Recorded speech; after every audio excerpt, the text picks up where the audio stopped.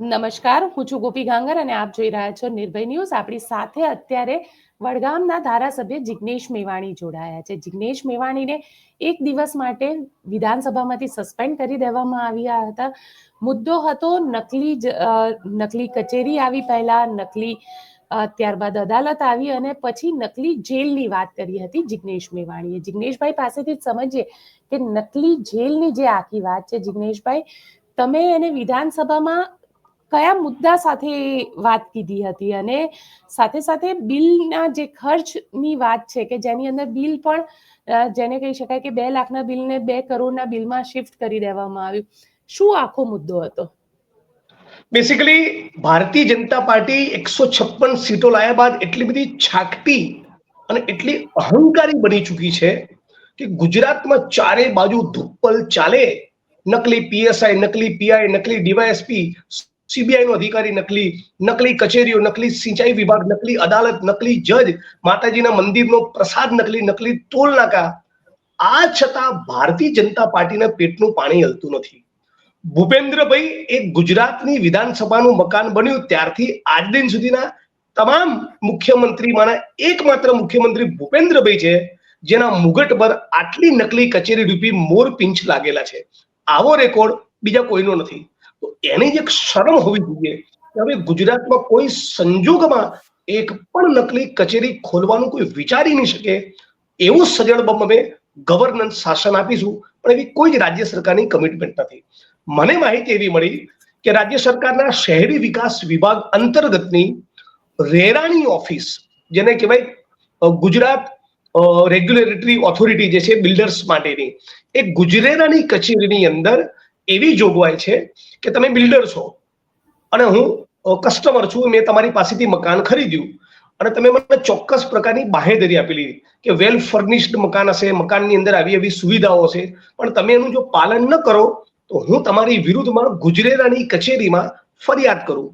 તમારે આવીને જવાબ આપવો પડે. હું મારો પક્ષ મૂકું, તમે તમારો પક્ષ મૂકો અને કોર્ટની માફક એમાં ટ્રાયલ ચાલે. એ ક્વોસાઈ જ્યુડિશિયલ બોડી છે, પણ એમાં જજને એવી સત્તા છે તમને આર્થિક દંડ પણ કરી શકે અને સિવિલ પ્રિઝનમાં પણ મોકલી શકે. હવે સિવિલ પ્રિઝનમાં એવી જોગવાઈ છે કે રાજ્યની સરકાર પોતાની સગવડતાના કોઈ પણ રૂમને, કોઈ પણ કચેરીને, કોઈ પણ ઓફિસને નોટિફાઈડ કરીને સિવિલ પ્રિઝન બનાવી શકે, પણ એમાં રાજ્યની સરકારની નું નોટિફિકેશન હોવું જોઈએ. આવા કોઈ નોટિફિકેશન વગર, ગેજેટમાં એની એન્ટ્રી કર્યા વગર બિલ્ડરો સાથે તોડ કરવાના બદ આશયથી ગુજરાતની કચેરીમાં વર્ષ 2022-23માં 7મા માળે એક આખી ઇલીગલ જેલ ઊભી કરી અને દિવસોના દિવસો સુધી ત્યાં બિલ્ડરો અને રિયલ એસ્ટેટના ડેવલપર્સને ગેરકાયદેસર રીતે એમાં ગોંધી રાખ્યા. અને હદ તો એ છે કે એ કચેરીમાં, ગુજરેરાની કચેરીના એક ખૂણામાં 3x3 નું નાનકડું જે ક્યુબિકલ હોય, તમારી ઓફિસમાં હું આવેલો છું એ તમારો સ્ટાફ પત્રકારોને એડિટર બેસતા હોય છે નાનકડા ક્યુબિકલમાં 3x3 ના, એ ક્યુબિકલની અંદર એક બિલ્ડરને 72 કલાક સુધી ગોંધી રાખ્યો. એને કાર્ડિયાક અરેસ્ટ થઈ જાય એવી એની સિચ્યુએશન થઈ ગઈ, એને સફોકેટ થઈ ગયેલો, એ માણસ ગુંગળાઈ ગયેલો. એ જ પ્રમાણે બીજો એક બિલ્ડર, એને 500 ડાયાબિટીસ થઈ ગયું, કદાચ એનું મૃત્યુ થઈ જાત. અને આ બધું શેના માટે? બરાબર બિલ્ડરોનું નાક દબાવો તો મોં ખોલે અને ગજવા ઢીલા કરે અને લાખો કરોડોના બંડલ એ ગુજરેરાના 2 ભ્રષ્ટ મામલતદાર અને 2 ભ્રષ્ટ આસિસ્ટન્ટ કલેક્ટર કક્ષાના અધિકારીઓ, જે 4 જણા એકબીજાને મેળાપીપળામાં આ નકલી ઇલીગલ જેલ ચલાવતા હતા, એમના ગજવા ભરે. એના માટે આખો કારસો રચાયેલો. અને રાજ્યની સરકારના top most, senior most bureaucrats આનાથી અવગત હતા. અનિતા કરવાલ, નિવૃત્ત આઈએએસ અધિકારી, એ જયારે ગુજરાતના ચેરપર્સન વર્ષ 2023ના અંત ભાગમાં બન્યા ત્યારે એમણે આ કચેરી બંધ કરાવડાવી, એમણે જેલ બંધ કરાવડાવી. પણ જો કચેરી ઇલીગલ હતી તો જ બંધ કરી, અને જો કચેરી બંધ કરી તો સવાલ થાય આ શરૂ કોણે કરી, કયા આશયથી શરૂ કરી, કોના આદેશથી શરૂ કરી. અને સિવિલ પ્રિઝન હોય બેન, તેમાં સુપ્રિન્ટેન્ડન્ટ હોય, જેલર હોય, મેડિકલ ઓફિસર હોય, એનો ગેટકીપર હોય, કશું જ નહીં. બધું જ હવામાં, બધું જ ધુપ્પલ. એટલે નકલી અદાલત, નકલી જજ અને હવે નકલી જેલ. અને વિધાનસભાના મંચ ઉપર હું બોલ્યો, આમાંની એક પણ બાબત ખોટી હોય તો રાજ્યની સરકારે વિધાનસભાના મંચ ઉપર મને એક્સપોઝ કરવું જોઈએ, કહેવું જોઈએ કે જિગ્નેશભાઈ ખોટી રજૂઆત કરી.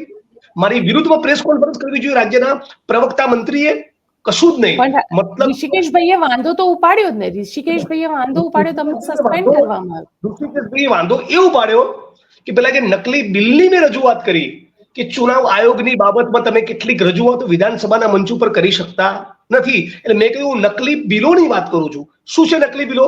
તમામ તમારા દર્શક મિત્રોને સમગ્ર ગુજરાતની જનતાને જણાવું, 2024ની જે પાર્લામેન્ટની ચૂંટણી થઈ એ ચૂંટણીનો જે ખર્ચ હોય એમાં ટેન્ડર બિલ અને નોન ટેન્ડર બિલ એ બે પ્રકારની કેટેગરી હોય છે. હવે એમાં મંડપ, ખુરશી, ભોજનનો ખર્ચ, આવા વિવિધ ખર્ચ હોય છે, મોટા ભાગે ટેન્ડર તરીકે. પણ અચાનક કોઈ કારણસર 10 પેન ડ્રાઈવ લેવાનું થાય કે 10 સ્ટેપલર લેવાના થાય કે 100 જેલ પેન ખરીદવાનું થાય તો ટેન્ડર પણ ના હોય, એ નોન ટેન્ડર બિલ તરીકે મૂકી શકાય. પણ આ બધો જ પૈસો ભારતના અને દેશના અને ગુજરાતના નાગરિકોના ટેક્સનો પૈસો છે, એટલે બધાની સ્ક્રુટિની થવી જોઈએ, એના ચેક્સ એન્ડ બેલેન્સીસ હોવા જોઈએ, એની એકાઉન્ટેબિલિટી હોવું જોઈએ, એનું ઓડિટિંગ થવું જોઈએ. એટલે ગાંધીનગરમાંથી પત્રો લખાયા કોને? દાહોદ, પંચમહાલ, ભરૂચ, છોટાઉદેપુર, ગાંધીનગર, જામનગર અને પોરબંદરના કલેક્ટરોને. શું લખ્યું? મુખ્ય નિર્વાચન આયોગ, ચીફ ઇલેક્ટોરલ ઓફિસરની ઓફિસમાંથી એવા પત્રો ગયા કે તમે જે બિલો સબબ નાણાં અમારી પાસે માંગણી રહ્યા છો, ચૂંટણી ખર્ચના જે પૈસા માંગી રહ્યા છો, એ ગળે ઉતરે એવા બિલો નથી. એટલે મેં વધારે ફંફોસ્યું અને ખણખોદ કરતા મને ખબર પડી કે પાલનપુરમાં 20 લાખના મંડપનો જે ટેન્ડર થયું હતું એ માણસે મંડપ લગાવ્યો, ચૂંટણી દરમિયાન લાગ્યો, ચૂંટણી પતી ગઈ તો 20 લાખનું બિલ એનું મંજૂર થવું જોઈએ. એના બદલે આ મહાશયે કેટલું બિલ મૂક્યું? ફરી તમારા દર્શક મિત્રોને જણાવું, 20 લાખના મંડપની સામે પોરબંદરની લોકસભાની ચૂંટણીમાં જે એજન્સીને, જે કંપનીને મંડપનો ઠેકો કોન્ટ્રાક્ટ મળેલો એને 20 લાખના મંડપની સામે ₹2,96,00,000નું બિલ મૂક્યું. તમે પાલનપુરની વાત કરો છો કે પછી પોરબંદરની વાત કરો છો? પોરબંદર. ઓકે, પોરબંદરની અંદર, પોરબંદરની અંદર, પોરબંદરમાં આ 20 લાખના મંડપની સામે 2,96,00,000નું ટેન્ડર મૂક્યું. હવે ધારો કે તમારું જ બેન ટેન્ડર હોય અને 20 લાખ રૂપિયાનું તમે કામ કરેલું હોય અને હું કલેક્ટર હોઉં તો તમને કેટલી બીક લાગે? કેટલું તમે આ સાહસ કરી શકો 3 કરોડનું બિલ મૂકવાનું? મતલબ કે કલેક્ટર સાથે કંઈક સેટિંગ થયેલું હોવું જોઈએ કે સાહેબ આમાંથી તમારા આટલા, મારા આટલા, ભલે મારો ખર્ચો 20-25 લાખ થયો, તમે તાર કરોડ, 1.5 કરોડ, 2 કરોડ, 2.5 કરોડ સરકારમાંથી મંજૂર કરાવી લાવો, બાકીનું 50-50 કરી લઈશું. આવો ધંધો થયેલો હોવો જોઈએ. એટલે પ્રિવેન્શન ઓફ કરપ્શન એક્ટ હેઠળ આની ઇન્ક્વાયરી થવી જોઈએ. આ ક્રિમિનલ કોન્સ્પિરેસી છે, રાજ્યની તિજોરીને લૂંટવાની, તમારા અને મારા રાજ્યના નાગરિકોના ટેક્સના પૈસામાંથી ઉચાપત કરવાનું આ ષડયંત્ર છે. બીજું એક બિલ એમાં કેવું કે બહારથી આવેલા ઓબ્ઝર્વર એના 12,000ના કપડા ધોવાનું બિલ, રાઈટ? ચિકન ને બધી નોનવેજની આઈટમ્સ ખાધી છે, બરાબર, હું બી નોનવેજ ખાતો હોઉં છું, પણ આ લોકોએ એના રસોઈયો જે હતો એનું 30,000નું બિલનું પેમેન્ટ કર્યું. મતલબ કે તમે 2 આમલેટ ઓર્ડર કરી તો 2 આમલેટના જે પૈસા થતા હોય એ નહીં ચૂકવવાના, એ તો ચૂકવવાના જ, પણ એની સાથે સાથે જે આમલેટ બનાવીને લાવ્યો હોટલ વાળો એનો પગાર બી આપણે કરવાનો. અરે એનો હોટલનો માલિક એનો પગાર નથી કરતો તો તમે અમારા ટેક્સના પૈસાથી એનો પગાર કરો છો. 16,000 રૂપિયાના ડ્રાયફ્રૂટ ખાઈ ગયા. 4 વ્હીલર જે હોય નેતાઓની, મંત્રીઓની, એમની ગાડી પર સાયરન હોય, એવી સાયરન ચૂંટણીમાં કોઈ ગાડી પર લગાડવાની છે. બજારમાં સ્ટાન્ડર્ડ ક્વોલિટીની સાયરન 6,000 રૂપિયામાં આવે. એ 6,000 રૂપિયાની સાયરન એક વાર ખરીદી તો વર્ષ, 2 વર્ષ, 3 વર્ષ ચાલે, પણ માની લો ખાલી વર્ષ જ ચાલે તો ખર્ચો 6,000નો. 6,000ની સાયરનની સામે ભાડે લાયા અને ભાડું ચૂકવ્યું 60,000. આ ધંધા લોકો કરી રહ્યા છે. એટલે આખા ગુજરાતમાં આવો ધંધો થયો છે. દાહોદમાં, પંચમહાલમાં, મહીસાગરમાં, છોટાઉદેપુરમાં, ભરૂચમાં. અચ્છા, જામનગરની અંદર તો એવું બિલ મૂક્યું કે એક દિવસ એક સરકારી કર્મચારીએ 90 લીટર ઈંધણ વાપર્યું. Can you believe? 10ની એવરેજ ગાડી આપતી હોય 90 લીટર, એટલે એક વ્યક્તિએ એક જ વિધાનસભા ક્ષેત્રમાં 900 કિલોમીટર ગાડી ચલાવી. એવું કયું કામ હોય? મામલતદારને, પ્રાંત અધિકારીને, કલેક્ટરને, ઓબ્ઝર્વરને, ક્લર્કને, પ્યુનને, ઓફિસરને કોઈ પણ આવું કામ હોતું નથી. હું 2 વાર ચૂંટણી લડ્યો, ચૂંટણી નહોતો લડ્યો તારે પણ ચૂંટણી જોઈ છે. કોઈ પણ એવું કર્મચારીને હું નથી માનતું 50 કિલોમીટરથી વધારે ગાડી ફેરવવાનો વારો આવે, છતાં તમે 100 કિલોમીટર ગણો. 90 લીટર ઈંધણ એક દિવસમાં વાપર્યું, મતલબ કે 900 કિલોમીટર ગાડી ચલાવી, મતલબ કે માણસ 24 કલાક રાત દિવસ ગાડીની અંદર જ હતો. એટલે કદાચ શૌચ ને સ્નાન પણ ગાડીમાં જ કર્યા હશે. How is it possible? એટલે આવા જે નકલી બિલો અને નકલી જેલ આ વિધાનસભાના ફ્લોર ઉપર એક્સપોઝ કર્યા પછી પણ આ રાજ્યના મંત્રીઓ જવાબ આપતા નથી. મતલબ કે અમે ગુજરાતને લૂંટીશું, લૂંટાવા દઈશું એવું ભારતીય જનતા પાર્ટી ઠાણીને બેઠી છે. અને વિધાનસભા જે ગુજરાતની જનતાના પ્રાણ પ્રશ્નોની ચર્ચા કરવા, ગુજરાતની જનતાના પ્રશ્નો ઉજાગર કરવા માટેનું જે હાઈએસ્ટ પ્લેટફોર્મ છે, એ પ્લેટફોર્મ ઉપર કોઈ વિપક્ષનો નેતા આ સવાલો પૂછતો હોય, આ એલિગેશન્સ કરતો હોય, તો રાજ્યની સરકારનો ખુલાસો કરવાની પણ દરકાર લેતી નથી. અને મેં જે કંઈ પણ કીધું છે, એવરીથિંગ ઇઝ ઓન રેકોર્ડ, બધું રેકોર્ડ ઉપર છે. એને રેકોર્ડ ઉપરથી પણ હટાવવામાં આવ્યું ને પછી તો? ના, પછી નથી હટાવી શકે. હું વેલમાં ઘૂસી ગયો એટલા માટે જ કે તમે મારી સ્પીચને કારણ પર તમે સત્યને છુપાવવાની કોશિશ કરશો એ નહીં ચાલે. તમારે કેમ છે કુરડીમાં ગોળ ભાગો છે? તમારે 20 લાખના મંડપવાળાને ખરેખર 3 કરોડ ચૂકવવા છે તો તમે મારી સ્પીચને રેકોર્ડ પરથી ડિલીટ કરો. એટલે ગુજરાતની જનતાએ સમજવાનું એ છે કે કોઈ ઇલેક્ટેડ રેપ્રેઝેન્ટેટિવ, કોઈ ચૂંટાયેલો જનપ્રતિનિધિ સ્કેમ એક્સપોઝ કરતો હોય તો એની નોંધ લઈ એમાં સુધાર કરવો અને કસૂરવાર અધિકારીઓને જેલના સળિયા પાછળ મોકલવા, એ તો નથી, ઉલટું મારી સ્પીચ રેકોર્ડ પરથી ડિલીટ કરવાનો કાલ પ્રયત્ન કર્યો ઋષિકેશભાઈએ. એટલે આ પ્રમાણે આખી પરિસ્થિતિનું નિર્માણ થયું છે. મને મળેલી શુદ્ધ જાણકારી પ્રમાણે આ ઇલીગલ જેલમાં જે લોકો ઇન્વોલ્વ હતા એમાંથી 2 અધિકારી મામલતદાર કક્ષાના, એમનું ડેપ્યુટી કલેક્ટર તરીકેનું પ્રમોશન થઈ ગયું અને એક મહિલા અધિકારીને આઈએસ બનાવ્યા તાજેતરમાં. અને વિધાનસભાના મંચ ઉપર બોલ્યો એની પહેલા 3 સેક્રેટરી, સિનિયર મોસ્ટ આઈએસ અધિકારીને ફોન કરીને આખી વસ્તુની મેં જાણ કરેલી. વિધાનસભાનું સત્ર શરૂ થાયની પૂર્વે કે આ વસ્તુમાં તમે ઇન્કવાયરી કરાવો, આ લોકોને સસ્પેન્ડ કરો, આમની સામે એફઆઈઆર કરો, આમની તો ધરપકડ થવી જોઈએ. નકલી જેલ બનાવનારાને સાચી જેલની પાછળ મોકલવા જોઈએ. એના બદલે 2 મામલતદારને ડેપ્યુટી કલેક્ટર બનાયા, એક આસિસ્ટન્ટ કલેક્ટર કે અધિક કલેક્ટર કક્ષાની વ્યક્તિને આઈએસ તરીકેનું પ્રમોશન આપ્યું. એટલે ખુલ્લે આમ ભ્રષ્ટાચારે માજા મૂકી છે આ ભાજપના શાસનમાં. અને ભારતીય જનતા પાર્ટીની સરકાર, એમના મંત્રી, રાજ્યના મૃદુ મુખ્યમંત્રી આ મુદ્દે બિલકુલ મક્કમ થવા માંગતા નથી. પણ જિગ્નેશભાઈ, તમને તો સસ્પેન્ડ કરી દેવામાં આવ્યા. આ આખા મુદ્દા બાદ તમને એક દિવસ માટે સસ્પેન્ડ કરી દીધા. તો મને સસ્પેન્ડ કરવાથી શું ફરક પડશે? આજે પાછો ફરી આવી ગયો, આવતીકાલે ફરી બોલવાનો છું.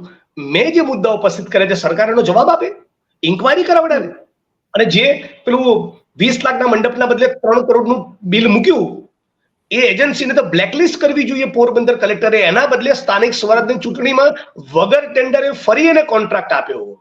એમની હિંમત જુઓ, આટલા છાકટા બની ગયા છે. તમને શું લાગે છે કે આ બધું જે કરવામાં આવી રહ્યું છે કોણ કરી રહ્યું છે? અધિકારીઓ કરી રહ્યા છે કે નેતાઓ સાથે? નેતાની મિલીભગત વિના શક્ય જ નથી. અધિકારીઓ અને નેતાની મિલીભગત વિના શક્ય નથી. પણ દલીલ ખાતર માનીએ કે ભારતીય જનતા પાર્ટીના કોઈ નેતા ઇન્વોલ્વ નથી, ધારો કે 1 સેકન્ડ માટે માની લઈએ. પણ હવે જ્યારે મેં સ્કેમ એક્સપોઝ કર્યું પછી તો તમે એમને ઘર ભેગા કરો.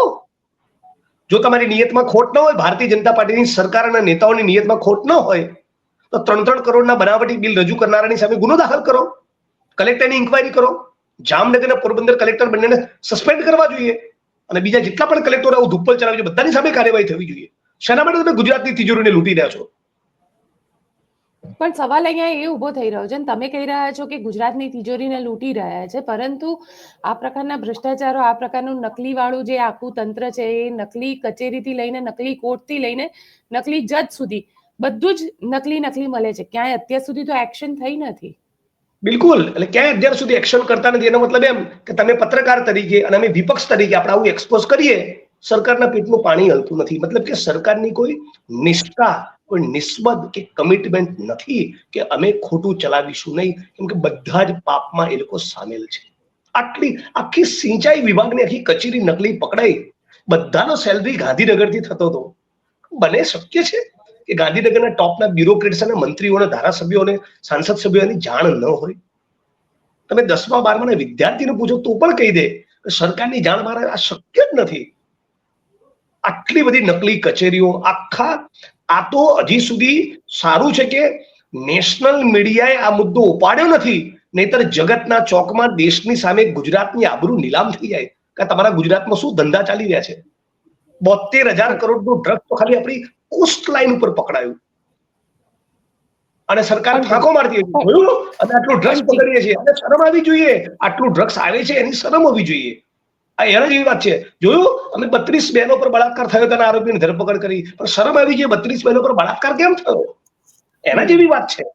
એટલે ભ્રષ્ટાચારના મુદ્દે આ લોકોની કોઈ જ કમિટમેન્ટ નથી. જય શ્રી રામ બોલી સમાજને હિન્દુ મુસલમાનમાં વિભાજિત કરી, તલવારો અને ત્રિશુલો વેચી 156 સીટો લાવી આ લોકો એકદમ છાકટા બની ગયા છે. અને હું સતત આપના માધ્યમથી કહેવા માંગુ છું કે ક્યાંય પણ આવી ભ્રષ્ટાચારની માહિતી મળે તો દરેક નાગરિકે પોતાના ગામમાં, પોતાના તાલુકામાં, પોતાના જિલ્લામાં બોલવું જોઈએ, લખવું જોઈએ, લડવું જોઈએ. આ દરેકનું નાગરિક તરીકે કર્તવ્ય છે. તમે કહી રહ્યા છો કે આ મુદ્દા ઉપર બોલવું જોઈએ, લખવું જોઈએ, કરવું જોઈએ, પણ રાહુલ ગાંધી આવ્યા હતા ગુજરાત અને રાહુલ ગાંધીએ કીધું કે અમારા કોંગ્રેસના જ નેતાઓ ભાજપના નેતાઓ સાથે મળેલા હોય છે. એ બધાનો નિકાલ થશે ને, અને મોટા ભાગનો થઈ બી ગયો છે. મોટા ભાગના જે બી ટીમના માણસો હતા એ બધા કૂદીને સામેના કેમ્પમાં જતા રહ્યા છે. હજી જે 2-5 બચ્યા હશે એનો પણ આવનારા મહિનામાં કાર્યક્રમ થવાનો જ છે. સારું થવાનું છે. વિપક્ષની પોઝિશન ગુજરાતમાં મજબૂત બનશે અને ગુજરાતની જનતા માટે સારું છે. કારણ કે 22ની ચૂંટણીમાં જે રિઝલ્ટ આવ્યું એ પછીનો આખો રિપોર્ટ હતો એ તો તમે અભરાઈએ ચડાવડાવી દીધો હતો કોંગ્રેસે. બિલકુલ. એટલે એ જે રિપોર્ટ સભરાઈ ચડી ગયા છે, જે માણસોને અત્યાર સુધી, ખોટા માણસોને અત્યાર સુધી ટોલરેટ કર્યા, ક્યાંક અમે એનું જ પરિણામ ભોગવી રહ્યા છે. એ જ રાહુલ ગાંધી નુક્તેચીની કરી.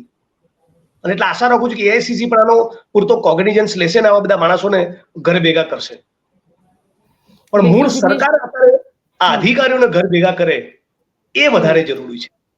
કેમ કે જયારે કારણ કે વિધાનસભાના ફ્લોર પર કોઈક માણસની રજૂઆત કરે એવિડન્સ છતાં સરકાર બોલે નહીં, મતલબ એમ કે સરકાર ક્યાંક ને ક્યાંક ભ્રષ્ટાચારમાં ઇન્વોલ્વ છે, ભ્રષ્ટાચારમાં લિપ્ત છે.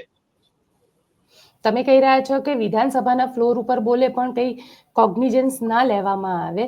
સૌથી મહત્વની વસ્તુ એ છે કે કોંગ્રેસના નેતાઓ ઘણા બધા એવા મુદ્દા ઉપાડે છે પણ ખરા, પણ એ મુદ્દાઓને ક્યાંય કહેતા ક્યાંય કોગ્નિઝન્સ જ નથી લેવાતો. સરકાર એના ઉપર કોઈ કામ જ નથી કરતી. સાચી તો વાત છે. એવા એટલે મુદ્દાઓને લઈને કોંગ્રેસના નેતાઓ જમીન પર ક્યારે ઉતરશે તો પછી? જમીન પર તો ઉતરી છે ને, જમીન ઉપર જ લડીએ છીએ ને. એ રાજકોટના અગ્નિકાંડનો મુદ્દો હોય, પાંડિયન સામે લડવાનું હોય, મહીસાગરમાં લડવાનું હોય, ભૂમિનો ફાળવેલી જમીનોના મુદ્દા હોય, બધા જ મુદ્દે લડીએ છીએ. પણ વધારે તાકાતથી લડવાની જરૂર છે એવું તમે કહો તો એ ક્રિટિસિઝમ મને કબૂલ છે. એ વાત 100% સાચી છે. વિપક્ષે વધારે એગ્રેસિવ થવાની જરૂર છે, વધારે નિષ્ઠાથી લડવાની જરૂર છે, વધારે વ્યાપક મુદ્દાઓ પર લડવાની જરૂર છે. એમાં હું સહમત છું ને એમાં કરીશું. પણ આજે અત્યારે વાત વિધાનસભાનું સત્ર ચાલુ છે, એ સત્ર પૂરું થાય એની પહેલા ભારતીય જનતા પાર્ટી બળાત્કારના આરોપી ગજેન્દ્રસિંહ પરમારની ધરપકડ કરીને બનાવે અને આ નકલી જેલ અને નકલી બિલો રજૂ કરનારા અધિકારીઓને જેલ ભેગા કરે. આ પહેલી વાત થવી જોઈએ. બિલકુલ જિગ્નેશભાઈ, આપ અમારી સાથે જોડાયા તેના માટે આપનો ખૂબ ખૂબ આભાર. તો આપ શું વિચારો છો મને કોમેન્ટ બોક્સમાં ચોક્કસથી લખીને જણાવજો અને અમારી ચેનલ નિર્ભય ન્યૂઝને લાઇક, શેર અને સબસ્ક્રાઇબ કરવાનું ભૂલશો નહીં. આભાર.